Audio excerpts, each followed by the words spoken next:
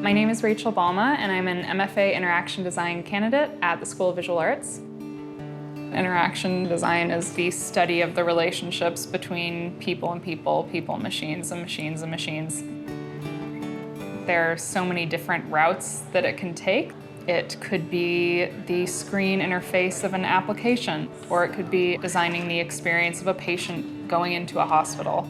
I really care about elevating these ordinary moments that we often overlook and seeing where maybe I could improve that interaction and build a bridge there.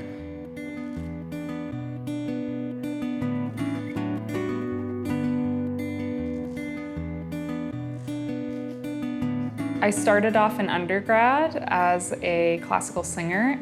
I think that was and still is probably my most authentic way of interfacing with the world.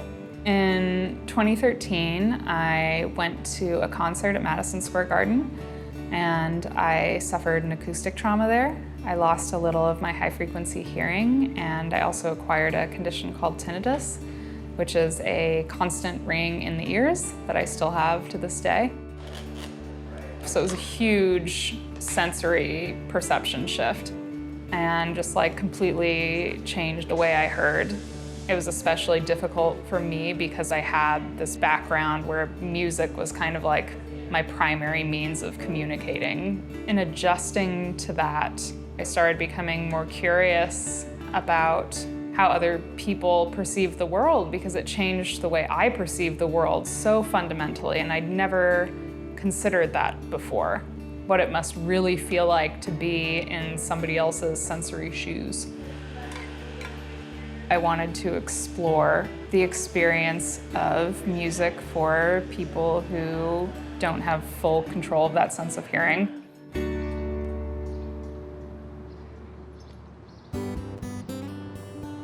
The Elizabeth Seton Children's Center is home to 169 medically complex children. We've had some residents who are deaf or hard of hearing, and the question is, how can you do music with them? Rachel's idea for creating something to help the children participate or experience music more fully, I thought was brilliant.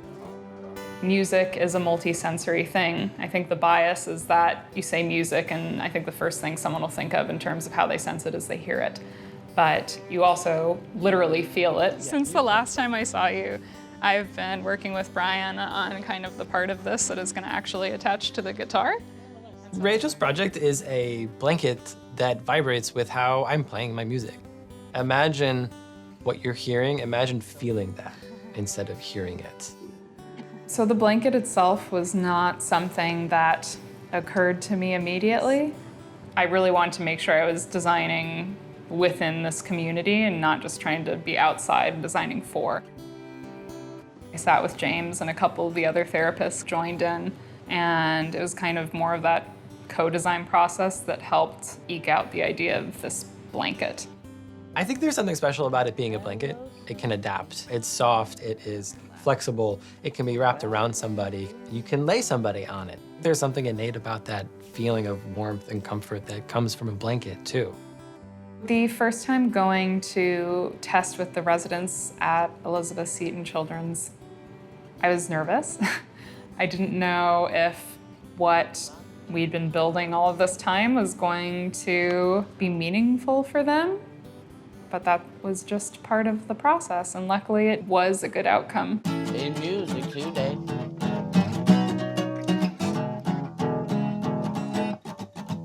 We placed the blanket on the resident and we played music, and we could see an immediate reaction. She smiled, she moved, she raised her arm, which might not seem like a lot, but for us and our residents, like signs like that are very, very profound. And especially if it's coming because of the music and because of something that we're communicating with them.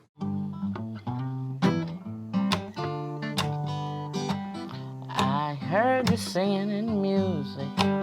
I hear you singing. I think the potential behind this is immense, is huge. If it can help somebody make that connection between sound and their own sense of self, give them these experiences to express themselves, to have fun, to be sad, to be a part of something bigger, to be a part of us, that's, I think, where the true beauty of this can lead.